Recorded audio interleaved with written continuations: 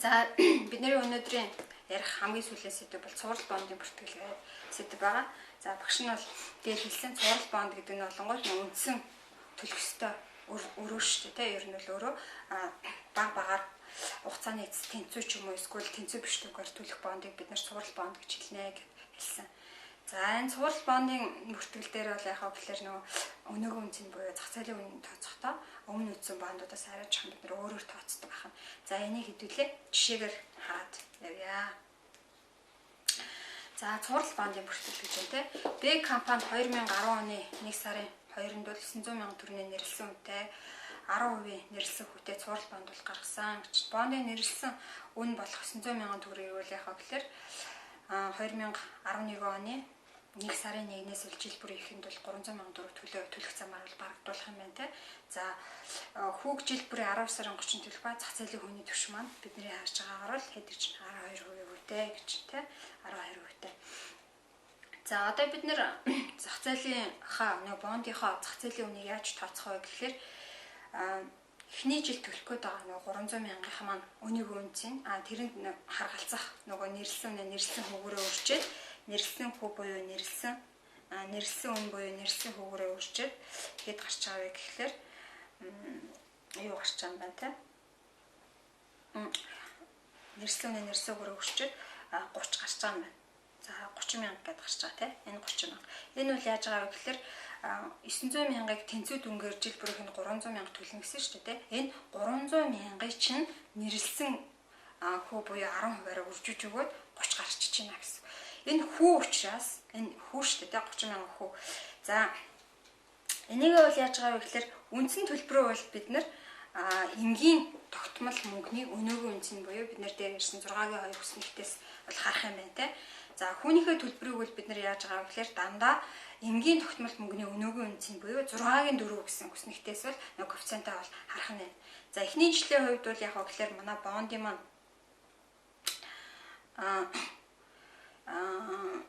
маань зах зээлийн үн бол 294,643.8 бол гарч байгаа юм байна. За хоёр дахь жилийн хувьд бол яг гэхээр бид нар яг адилхан. За энэ дээр бүшин бас нэг юм хэлж өгөө яасан байна. Энэ дээр юу харах хэрэгтэй вэ гэхээр n нь хэд юм бэ, a нь хэд юм бэ гэж харах юм бэ гэж та нараас яаж байгаа. Энийг хэд бүшин бас хэлээд өгчээ. Хэдэн жилийн хугацаатай гэж байгаа вэ гэхээр 3 жилийн хугацаатай тий 3 жилийн хугацаатай 3 жилийн хугацаатай бонд байгаа шүү дээ. Энд бол n тэнцүү 1 гэж харах. Бид нар эхний тохиолдолд n тэнцүү 1, a тэнцүү зах зээлийн хүү маань 12%-аараа бол харнаа гэсэн. Хоёр дахь жилд бол яг гэхээр яг энэ процедураараа n тэнцүү 2, n тэнцүү 2, a тэнцүү 12% гэж харах нь гэсэн. За 3 дахь жил нь олонгууд n тэнцүү 3, a тэнцүү 12 гэх мэтчлэн бол яг гэхээр бондуудынхаа үндсэн төлөлтүүд хүнийхээ төлбөрүүдийн өнөөгийн үнцнийг олоод энэ 3 жилийнхээ хүүний өнөөгийн үнцнийхээ төлбөрүүдээрээ бид нэр бондын маань цуврал бондын маань зах зээлийн үн бол гардаг байна гэсэн. За тэгээд манай цуврал бондын нэрлсэн үн 900 мянга байгаа. Энэ 900 мянгаас бид нэр яах вэ гэхээр энэ яаж байгаа вэ гэхээр 870,91.2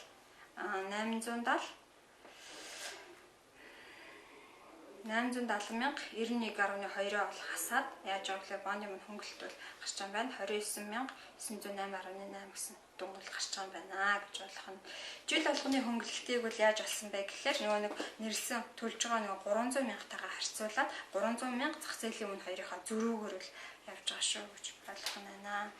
За цуврал бондын зах зээлийн үнийг олохоор хэдүүлээ ярьчлаа. Энэ цуврал бондын зах зээлийн үнэтэй холбоотой урамшуул болон хөнгөлөлт бол үүсдэг. Энэ урамшуул хөнгөлөлтөд үүсдэг бол 3 янзын арга байдаг. Өмнө бид нар 2 янзын арга утсан тийм. За цуврал бонд дээр бол дахиад нэг арга нэмэгдэж гарч ирдэг байх нь эргэлтэн дэх бондын арга гэдэг арга гарч ирдэг байх нэ. За зарим үед яг гэхээр цуврал бондууд учраас аль бондыг ямар зах зээлийн үнэтэй гаргаж байгааг тодорхойлох боломжгүй үед бид нэр яг гэхээр эргэлтэн дэх бондын аргыг хэрэглэдэг байх нь. За энэ ялангууд ерөнхийдөө шулуун шумын аргатай төстэй байх нэ. За цуврал бондын хөнгөлөлтөд хорогдуулдаг. За энийг бол бид нар яаж хорогдуулах юм бэ гэдгийг энэ жишээгээр бол авч үзье. За бидний жишээн дээр үл яасан бэ гэхээр 2011 оны хувьд бол манай бондын маань хөнгөлөлт бол өмнөх юун дээр авах хэдүүлээ харсан те 5357 гарсан. Энэ үл яг нэг жилийн хугацаанд бид энийг хорогдуулнаа гэж үзэх нь. За 2012 оны хувьд бондын маань хөнгөлөлт нь үлээд гарсан бэ гэхээр 10,139.37 гарч. Энийг бид нар 2 жилдээ ингээд ерөөхдөө харьцуулаад буюу хуваагаад өгч нүсэг те. Харьцуулаад өчгөр 5169 гарна. Тэгээ эхний жилдээ бас энэ хөнгөлөлтийг хорогдуулах нь 2 дахь жилд бас энэ хөнгөлөлтийг хорогдуулнаа гэж үзэх нь те. За 3 дахь жил гэж байгаа. 3 дахь жилд бол яасан бэ гэхээр 14,411,37 гэсэн хөнгөлөлт бол гарсан. Энийг нийт 3 жилийн хугацаанд бол тэнцүү дүнгээр бид нэр хорогдуулж өгөх ёстой. Шулуун шумын арга үед те. За тэгээ яасан бэ гэхээр жил болгоны хөнгөлөлт нь 4,803,379 гээд за эхний жил 2 дахь жил 3 дахь жил гэдэг яг адилхан гарч ирсэн тийм. За нийт манай эхний жилийн хорогдуулгын дүн хэд гарч байгаа юм гэхээр 15,230,67 гэсэн дүн гарч байгаа юм байна. 15,230,67 2 дахь жилийн маань хорогдуулгын дүн болонгууд 98,873,48 гэж гарч байгаа маань 3 дахь жилийн маань хөнгөлтийн маань хорогдуулга болонгод 4,803,79 гэсэн хорогдуулгын дүнгууд бол гарчиж байна гэсэн шулуун шугмын аргаар. За ингэж тооцоолдог байна. За энэ шулуун шугмын аргын гаргасан хөнгөлөлт урамшуулаар хөнгөлөлтөд хорогдуулга бид нарсаа тооцоолоод бол гаргачлаа. Одоо журналын бичлэгт нь бол ямар ах вэ гэж тий. За 2010 оны 1 сарын 1-нд бонд гаргасан. Бонд гаргасан өдрийн журналын бичлэгт нь бол ямар ах вэ гэхээр мөнгө өрөнгөө бид нэг зах зээлийн үн буюу 870,091,091.2-оор яах вэ гэхээр бүртгэгч байна гэсэн үг. За тэгээд бондын маань хөнгөлөлт үлээд гарч байгаа гэхээр 29,908 гарч байгаа. Бондын өглөг маань болонгод 900,000 тий 900,000-аараа бид нэр хүлээн зөвшөөрөд бүртгэгч гэн 900,000-аар хүлээн зөвшөөрөд бүртгэгч гэн. За тэгээ 2010 оны 10 сард бонд гаргасан өдөр бид нэр хорогдуулахынхаа бид нэр эхний жил хэд гэж байна гэлээ бид нарсаа 15,230,67 гэд болцсон тий. За тэгээ хүүнийхээ зардлыг болонгод яах вэ гэхээр бондын хөнгөлөлтийн хорогдуулга болон мөнгөөр төлж байгаа нэг 90,000 төгрөг энэ хоёрынхаа нийлбэрээр бид нар бондынхаа хүний зардлыг хүлээн зөвшөөрж бүртгэх нэ гэсэн. За энэ мөнгөөр төлж байгаа 90,000 маань хаанаас гараад ирээд байгаа юм бэ гэхэл 900,000-ын бид нар нэрлсэн үнэтэй бонд байгаа тийм. Энийн маань 10% нь олонгод 10% бид нар хүн төлөх ёстой шүү дээ. Энэ маань мөнгөн хүн олонгод 90,000 болоод ингээ гарч ирж байна гэсэн. Тэгээд гарч ирж байна тийм. За тэгээ хөнгөлөлт нь энэ хоёрын нийлбэр нь олонгод хүний зардал нь болоод ингээ журналын бичлэгтний юм байдлаар бүртгэж юм байна тийм үү. За дараа нь олонгод 12 сарын 31-нд яасан. За нөгөө бондынхоо үндсэн төлбөрийг төлсөн үед ямар журналын бичлэг вэ гэсэн. Дараа оныхоо 1 сарын 1-ээс эхсүүлээд бид нэр яанаглаа бондо тэнцүү дүнгээр буюу 300,000-аар төлбөрөө төлөө явнаа гэсэн. За тэгвэл бондынхоо өглөгөө 300,000-аараа дэбитлээд мөнгө хөрөнгөө бол яг хаа гэхэлэр 300,000-аараа бууруулаад бол бүртгэгчнэ гэсэн. За тэгээд 2011 оны 12 сарын 31-нд бол яг хаа гэхэлэр 12 сарын 31-нд бол яг гэхээр ямар журналын бичлэг хийгдэх вэ гэж байна те. За энд бол бид нэг хүнийхээ хорогдуулгыг бид 2 дахь жилд хийдгэж боллоо. 9,873,48 гэж болсон. За тэгээд энэ мөнгөн хүн маань бол яасан бэ гэхэлэр яагаад 60,000 гарчаад байгаа вэ гэхэлэр бид нар чинь юу ячаад байгаа шүү дээ. 900,000-ны нэрлсэн үнэтэй бонд байсан тийм үү. Тэрнээс бид нэг 300,000-ийнхаа үндсэн төлбөрийг сая төлцсөн. Оны ихэнд. За тэгээд яаж байгаа вэ гэхэлэр 10% нэрлсэн хүү байгаа. Энийг 10%-ийнхаа нэрлсээгөө бодонгууд 60,000 гарч байна те. За бондын хөнгөлөлтийн хорогдуулга болон мөнгөөр төлж байгаа хүү хоёрынхаа нийлбэрээр бид нар яг бодит гарч байгаа хүнийхээ зардлыг хүлээн зөвшөөрч бүртгэнэ гэж ойлгох нь байна. За мөн 12 оны 1 сарын 1-нд бид нар яах ёстой вэ гэхэлэр 300,000-ийнхаа бондын үндсэн төлбөрөө бас төлнө. За тэгээд бондынхоо хөнгөлөлтийн хорогдуулгыг бид нар яасан бэ гэхлээр 3 дахь жилд бол 4,803,379 гэдээ болцсон байгаа тийм хорогдуулгын хөтөлбөр дээр шулуун шумаар. За мөнгөөр төлж байгаа хүмүүс маань яагаад 30 мянга гарчаад байгаа вэ гэхээр яг дээрхээ адил бид нэр 900 мянган төгрөгийн үнцөөр байсан. Энийгээ бас яасан бэ гэхээр нийт 600 мянган одоо бол төлчөөд байгаа үндсэн төлбөрөөсөө те. Энээсээ төлчөөд байгаа. Энийхээ бид нэр нэрэлсэн хүү буюу 10%-аар бодоод энэ 30 мянга гарч байна те. За энэ 30 мянга бондын хөнгөлөлтийг хоригдуулах хоёрын нийлбэрээр бид нэр яаж байгаа гэхээр хүний зардал болох хөлөөмшөөрө бүртгэж байна гэсэн. За ингэж бүртгэх нь. За 13 оны 1 сарын 1-нд бол нөгөө бондынхаа хамгийн сүүлийн төлбөр буюу 300 мянган төгрөг 300 мянган төгрөг төлсөн журнал үйлчлэл нь бол иймэрхүү байх нэ гэж бодлоо.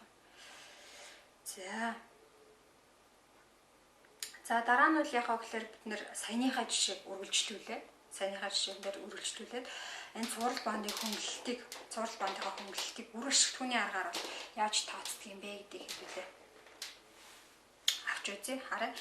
За энэ слайдаа харангууд бол юу харагдж байгаа вэ гэхээр бид нэр дансны үн дээр болонгууд хэд гэж байна 870 мянга 91.2 гэж байна те. За бондын маань хөнгөлөлтийн дүн бол 29,908.1 харагдаж байна. За бидний нөгөө яриад хүүний төлбөр гэдэг энэ баган байна те. Хоёр дахь баган. Энэ хүүний төлбөр гэдэг баган дээр бол бид нэр яаж байгаа вэ? Нэрлсэн үнээсээ нэрлсэн хүүгээрээ ботсон бид нэр дүнгээ тавьчихж байгаа. За тэгээ хүүний зардал гэсэн дүн дээр юу тавьж байгаа вэ гэхээр энэ дансны үнийг зах зээлийнхээ хүүгээр үржүүлсэн дүнгээ бол бид нэр тавьсан байна. За зах зээлийн хүүгээр үржүүлсэн дүнгээ бол тавьсан байгаа. Энэ дансныхаа үнийг зах зээлийнхээ хүүгээр үржүүлэх нь шүү дээ. Манай зах зээлийн хүү хэд байгаа лээ? Тэргээ та нар өөрсдөөс эргүүлээд харчихна шүү дээ. Тэнгээрээ үржүүлээд 50-д янгот бол хэд гарч байгаа гэхээр 104 410 гэж гарч байгаа. За энэ мөнгөөр төлөх хүү яг тайланд хугацааны бодит хүү гарч шүү дээ. Энэ хоёрынхаа зөрүүгээр бид нэр юу тооцож байгаа вэ гэхээр бондынхаа хөнгөлөлтийн хорогдуулгыг тооцож байна гэсэн. Та нар анзаарчихвэл бид нэр 90,104,410-ын зөрүүнээс бондын хөнгөлөлтийн хорогдуулга гээд энэ 14,410-ны бол гарчиж байна гэсэн. За энэ дараагийн хөнгөлөлт нийт хөнгөлөлт маань хэд гэсэн мэглээ 29,908 гэсэн байна. Энэс бондынхоо хөнгөлөлтийн хорогдуулгыг харчвал ийм хэмжээний хөнгөлөлт бол одоо манад үлдчихэд байна гэж харагдах нь тийм ийм хэмжээний хөнгөлөлт үлдчихэд байна. За тэгээ хөнгөлөлтийн багшин төрөний яа гэж хэлсэн. Бондын дансны үн дээр нэмнэ гэж хэлсэн. Хөнгөлөлтийнхөө хорогдуулгыг бид нар нэмнэ буюу алийг нэмжих вэ гэхээр энэ 14,410-ны 94 бол нэмээд өгчихнэ. За тэгэхээр үл яаж байгаа вэ гэхээр 884,502.14 бол гарна гэсэн. За тэгээд 11 оны 1 сарын 1-нд бол үндсэн төлбөр төлөгдөн гэсэн. Үндсэн төлбөр төлөгдөж байгаа учраас бондын дансны үнээс бол бид нар нөгөө нэг саяны 884,502.14-өөс 300 мянга асчгаар 584 зууны бол 52 маань 584,502.14 маань бол гарч ийнэ гэсэн. За яг саяны өмнө нөгөө хүний зардал тооцоолсон дарааллынхаа дагуу бид нэр яах вэ гэхээр нөгөө зах зээлийнхээ дансныхаа үн буюу энэ саяныхаа гаргасан дүнгээ зах зээлийнхээ хүүгээр үржүүлэнгүүд энэ дүн гарч байгаа тийм. За тэгээд өмнө яг тооцоолсныхаа дагуу энэ хоёрынхаа зөрүүнээс бид нэр юу гарч байгаа вэ гэхээр манай бондын хөнгөлөлтийн маань хорогдуулгын дүн гарч байна. За тэгээ энэ бол манай хөнгөлөгдөгөө бэлдсэн бондын маань үлдэгдлийг харуулж байна. За гих мэтчлэн бол яхаа гэхээр яг хамгийн сүүлийн жил бол бас адилхан үндсэн төлөлтөөс 300 төлсөн. Тэгээд нөгөө үннээс маань яасан дансны үннээс маань дахиад 300 хасагдаад 294,642.14 болсон гэсэн. За тэгээд манай ингээд бид нар бол яасан бэ гэхээр бондын маань хөнгөлөлтийн хорогдуулгыг бэлтгэдэг үр ашигтгууны аргын хөтөлбөр маань бол ингээд бэлэн болж байна гэж ойлгох нь тийм. За дансны харьцаа нь ямар авах вэ гэж өмнө гарсан дансны харьцаатай яг адилхан. Тэгээ юу нь өөрчлөгдөх вэ гэхээр нөгөө харгалзах хүлээн зөвшөөрөх нөгөө юунууд маань л өөрчлөгдөн гэсэн. Хүлээн зөвшөөрөх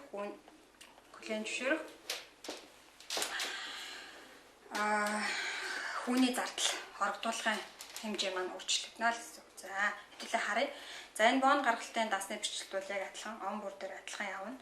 За тэгээд Хүүний зардал маань бол хэдэр хорогдуулгын дүнгээ бид нэр эхний жилдээ бол 14,410,94 гэж үзсэн. За тэгээд мөнгө хүмүүн олонгод нэрсэн үнээрээ нэрсэн өгөөрөө тооцсон нөгөө 90,000 төгрөг чинь байгаа. Түрүүнд багш нь тайлбарлаад өгч учраас энэ нэрийг одоо ингээд тайлбарлахгүй явчих. Тэгээд хүүний зардал маань бол хэд гарч байгаа гэхээр энэ хоёрын нийлбэрээр бид нар 104,410,94 төлөөлөмжөөр бүртгэгчнэ гэсэн.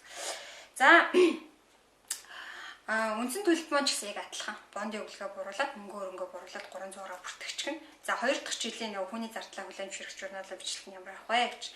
За бид нар 2 дахь жилийнхээ хөнгөлөлтийг хэдээр хүлээмжшүүлсэн бэ гэхээр 10,140,26 хүлээмжшүүлж бүртгэсэн тий. За тэгээд мөнгө хүмүүс маань бол яасан бэ гэхээр нөгөө 900,000-аас 300-аа төлцсөн. Энэ 300-аас хасан дөнгөө 600,000-аас 10% нэрсэн өгөөрөө ботгоод 60,000-аагаа энэ хоёрын маань нийлбэр юу болох вэ гэхээр хүний зардлаа хүлээмжшүүлээд ингээ бүртгэгчнэ гэсэн байна тий. За 2012 оны 1 сарын 1-нд бол үндсэн төлөлт 300 бид нэр төлөөд шүү дээ цуврал бандасаа тий. За мөн журналын бичлэгний адилхан явах нь. Тэгээ хамгийн сүүлийн жилийн маань юу гэхээр хүүний зардлыг бид нэр яаж бүртгэх вэ гэдэг асуудал гарч ирнэ тий. За хамгийн сүүлийнхээ жилийн бид нэр хүүнийхээ хорогдуулгыг бид нэр нөгөө өмнөх хүснэгтээс хэдүүлээсээ гаргасан шүү дээ хамтраа тий. Тэр хүснэгтээ 5,357.6 гэж гарсан байгаа. Тэгээд мөнгөн хүн олонгууд мөнгө өргөөс гарч байгаа дунд олонгууд 900,000-аас 600,000 үндсэн төлөлт хийсэн 300,000 үлдсэн байгаа тий. Эннээс 10%-аараа бодоод 30,000 гарсан байгаа. Тэгээд энэ хоёрынхаа нийлбэрээр бид нэр яаж байгаа гэхээр тайлан тогтцооныхаа яг хүүний зардлыг хүлээмжшүүлж байна гэсэн. Тэ хүлээмжшүүлж бүртгэнэ гэсэн. За тэгээ хамгийн сүүл буюу 2013 оны 1 сарын 1-нд төлбөрөө төлн бондын өглөө төлнө гэсэн. Бондын өглөө буруучлан мөнгө өрөнгөө дуусаад энэ бонд бол яг гэхээр бондоо бид нэр бүгдийн төлөөд ингээл дуусчлаа гэж ойлгох нь. За дараагийн асуудал бол яг гэхээр нэг цуврал бондыг хордуулдаг эргэлтэн дэх бондын арга гэж байдаг гэсэн тий. За энийг үл яаж тооцдог юм бэ гэдэг.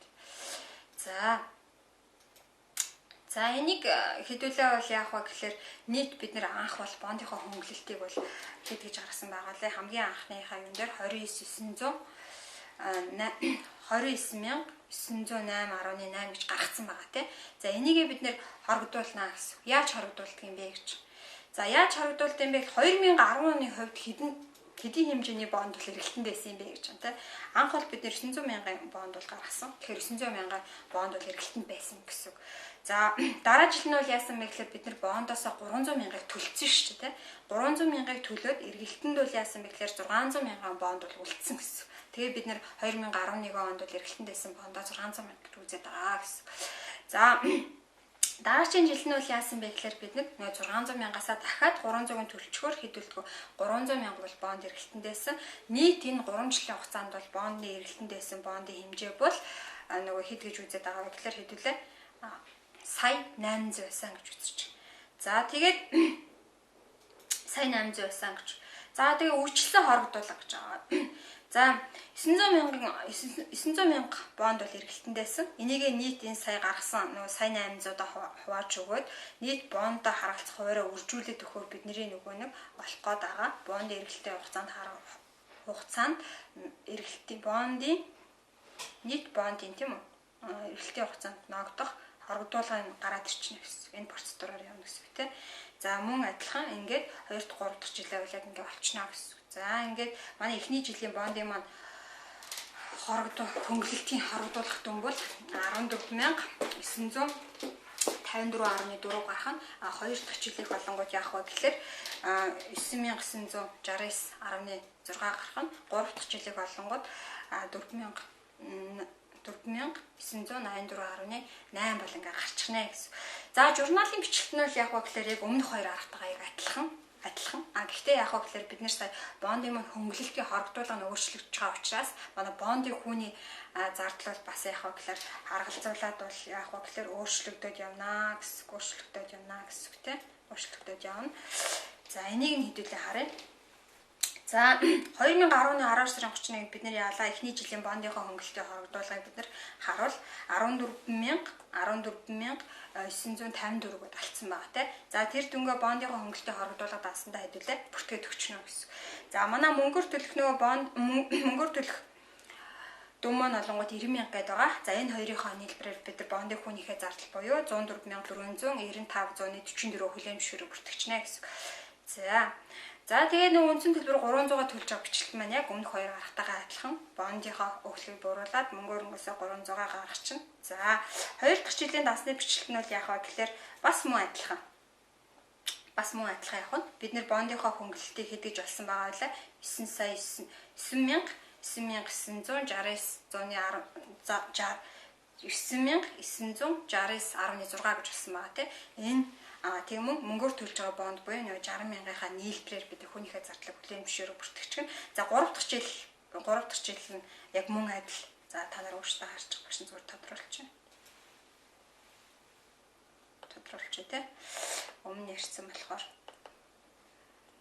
600 мянган нөө төлсөн байгаа шүү. Энээс хэдүүл 10% болсон шүү гэдгээ бас дахиад нэг санчи тийм.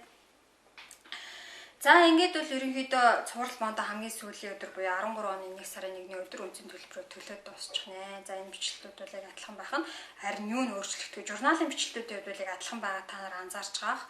Юу өөрчлөгдөж байгаа вэ гэхээр нөгөө бондын хөнгөлөлтийн хоригдуулж байгаа дөнгүүд маань өөрчилж байгаа. Энтэй холбоотой нөгөө бондын хүүний зардал маань өөрчлөгдөж байгааг анзаарсан бахаа гэж бодож байна. За ингээд яаж байгаа гэхээр багшийнх нь өнөөдрийн та нарт танилцуулж байгаа сэдвүүл ерөнхийдөө дуусч байна. Анхаарал тавьсан та бүхэнд баярлалаа.